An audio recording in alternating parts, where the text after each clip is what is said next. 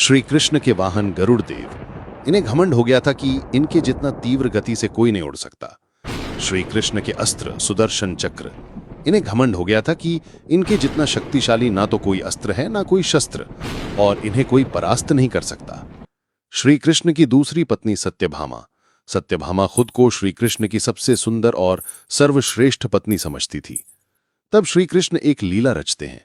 गरुड़ से कहते हैं कि जाओ और हनुमान जी जहां कहीं भी हों उनसे जाकर कहो कि भगवान राम ने आपको याद किया है और उन्हें साथ में ले खड़ाओ। और सुदर्शन चक्र से कहते हैं कि तुम महल के द्वार पर पहरा दो और मेरी अनुमति के बिना किसी को अंदर मत आने देना, चाहे फिर वो कोई भी हो। गरुड़ देव हनुमान जी के पास पहुंचते हैं और कहते हैं कि भगवान श्री राम ने आपको द्वारका नगरी में मिलने के लिए बुलाया है। ये बात सुनते ही हनुमान जी एक छलांग में द्वारका पहुंच जाते हैं। द्वार पर उन्हें सुदर्शन चक्र मिलते हैं और कहते हैं, भगवान की आज्ञा के बिना मैं तुम्हें अंदर नहीं जाने दूंगा। हनुमान जी कहते हैं, प्रभु मेरी प्रतीक्षा कर रहे हैं, उनसे मिलने से मुझे कोई नहीं रोक सकता, और सुदर्शन चक्र को पकड़ के अपने मुख में रख लेते हैं। हनुमान जी को देखते ही कृष्ण हनुमान जी को राम अवतार में दर्शन देते हैं। सत्यभामा को देखकर हनुमान जी कहते हैं, प्रभु ये दासी कौन है और सीता माता कहाँ है? तभी वहां रुक्मिणी जी आती हैं और हनुमान उन्हें सीता मां पुकारकर चरण स्पर्श करते हैं। ये देखकर सत्यभामा चौंक जाती है।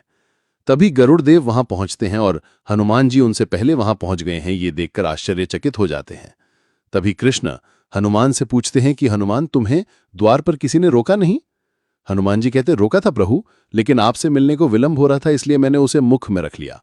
फिर हनुमान जी सुदर्शन चक्र को मुख से बाहर निकालते हैं। श्री कृष्ण की इस लीला से इन सब का घमंड चूर चूर हो जाता है। बोलो हरे कृष्ण हरे राम फॉलो करिए।